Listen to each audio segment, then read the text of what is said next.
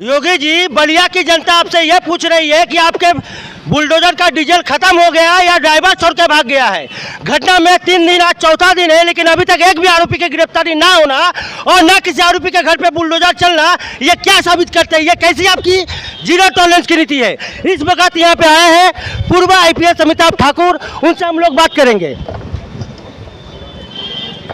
Sir, घटना में 3 दिन बीत गया, चौथा दिन है, अभी तक एक भी आरोपी की गिरफ्तारी नहीं हुई, ना किसी आरोपी का घर बुलडोजर चला है। सर, इस पर क्या कहेंगे?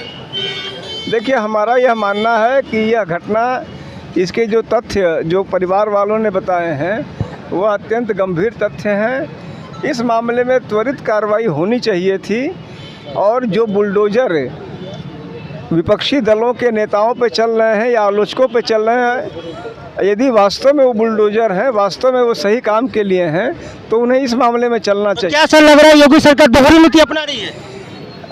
इसमें लग रहा है वाली बात नहीं, एक स्थापित सत्य है। योगी सरकार सिर्फ और सिर्फ विपक्षियों के खिलाफ, विरोधियों के खिलाफ, आलोचकों के खिलाफ है, न्याय के लिए नहीं है। नंदलाल गुप्ता मामले में जो 13 नामजद आरोपी है, वो सेम आरोपी आज से 2 साल पहले और एक हत्या हुई थी, वो बनारस में, वो सुसाइड किए थे। उस मामले में भी यही लोग आरोपी थे।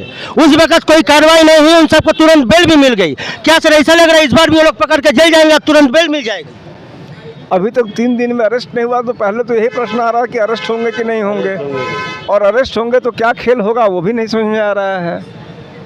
इसे राजनीति मुद्दा तो नहीं बनाया जा रहा है, क्या है इस पर?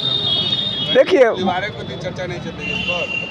मुख्य पहले कोई नेता कोई नहीं पाता है, जब कोई कांड घट जाता है तो सारे नेता पक्ष सारे उपलब्ध हो जाते हैं। क्या राजनीति गलीवारी तो नहीं बन गई है? ये आपकी बात वाजिब है कि, और यह गलती हम लोगों की है, मैं आपका धन्यवाद देता हूँ। निश्चित रूप से हम लोगों को कम से कम अब हम इसको एक मुहिम के रूप में लेंगे। यह नहीं कि घटना घटी तो हम इनके यहाँ पहुँच गए। एक मुहिम के रूप में लेते हुए सूदखोरी का वास्तव में अंत हो पाए, इसके लिए हम प्रयास करेंगे और आपकी इस बात के लिए धन्यवाद भी देंगे। सर, ये योगी जी का बुलडोजर आते बलिया में रुक जाता है, इस पे आपका क्या कहना है? देखिए, मेरा यह मानना है कि जो बुलडोजर की परंपरा है, हाफ और फुल एनकाउंटर की परंपरा है, वह सिर्फ और सिर्फ चुनिंदा लोगों, विपक्षियों और विरोधियों पर चल रही है, किसी भी जायज़ मामले में नहीं चल रही है। हमारा स्पष्ट मंतव्य है। FIR का लिस्ट बना हुआ है, उसमें भाजपा के नेता भी है, क्या उस पर पार्टी कार्रवाई करनी चाहिए? पार्टी को सोचना चाहिए। यदि पार्टी शुचिता की बात करती है, न्याय की बात करती है, जनहित की बात करती है, तो उन्हें सोचना चाहिए कि उस सूदखोरों को क्यों रखे हुए हैं। मुझे बताया गया बड़े बड़े पोस्टर उनके लगे हुए हैं यहाँ पे, जो अगर कमल को, उन्हें लगता है कि कमल बिल्कुल जो है निष्कलंक है, तो कमल के साथ ऐसे कलंकित। सर, कुछ लोग तो कह रहे हैं कि जो लोग आरोपी है वो भाजपा के फाइनेंसर है, इस पर क्या कहेंगे सर? यदि ऐसा है तो भाजपा को इस पर विचार करना चाहिए। चुनाव जीतना एक चीज़ है और वास्तव में लोगों के लिए लोक कल्याण का कार्य करना अलग चीज़ है। यह कष्ट का विषय है। सर, बात बात पे योगी जी मंच पे बोलते हैं कि हमारी सरकार जीरो टॉलरेंस की नीति पे काम करती है। उनकी कथनी और करनी में कितना अंतर है सर? योगी सरकार जीरो टॉलरेंस पे काम करती है, यह सही है।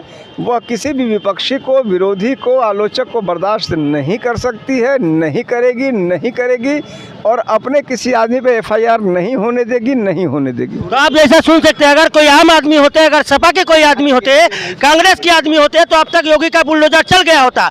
चूंकि ये जितने भी 13 के 13 आरोपी है, ये कहीं ना कहीं भाजपा में शामिल है, भाजपा का चोला ओढ़े हुए हैं, इसलिए इनके खिलाफ कोई अभी तक कार्रवाई नहीं हुई है। आप देखते रहिए टाइम्स ऑफ पूर्वांचल। मैं हूँ तिलक कुमार, धन्यवाद।